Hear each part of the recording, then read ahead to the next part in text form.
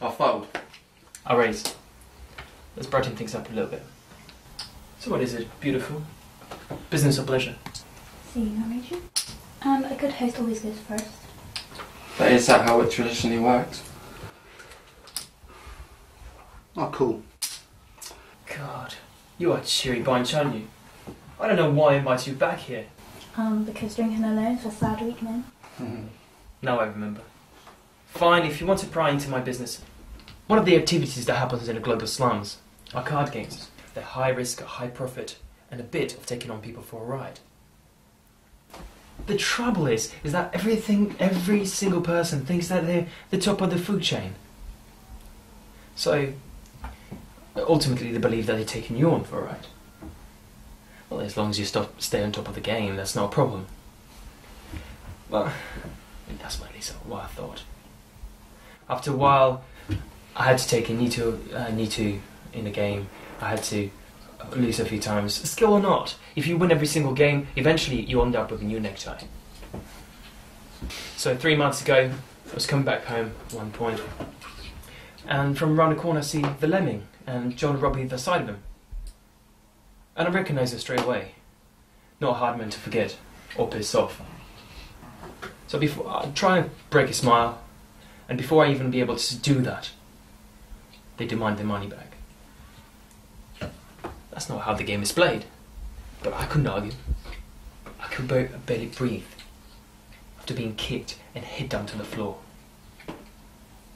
The next day I woke up in a pool of my own blood. So, I took everything I had and got out of there. And why am I on this journey? Because that means I don't have to go back there so they can finish their job. Grass is always greener, huh? Bloody well is. So what's the plan now then? Can you keep travelling? We'll see how it goes. Meanwhile, good booze and good company, that'll do me. And if I can pick up some money on the way, well, can you blame me? Depends if you're going to be telling that tale again.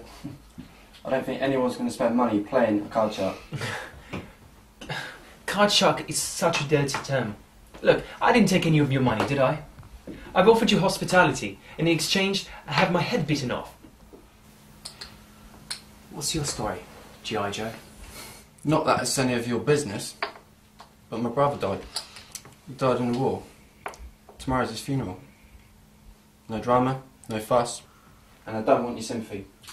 Sorry to hear that. Were you too close? Not particularly. His family don't win. Look, next drink on me. Can we change the subject to something a little bit brighter? For example, turn the light on, I can't see anything. You see your cards? What else do you need to see?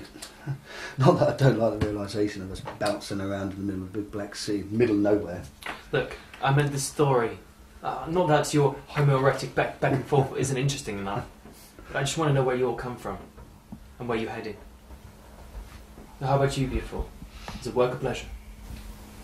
Well, if you shut up for 5 seconds, I'll tell you. Young woman falls in love with a young, handsome man. They have a passionate relationship. And they're happy. Until she goes and gets herself pregnant now. She saw it as a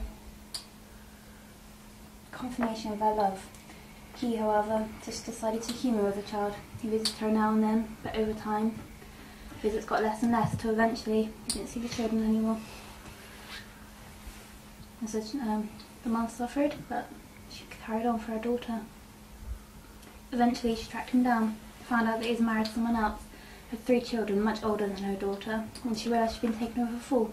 So, do you have an address of some sort, or are you just going to go over there and knock on the door? Kick his door down and the like. The only thing the bastard ever gave me was this. Beautiful. It is. Not worth all the trouble it caused there. It's still just as beautiful though.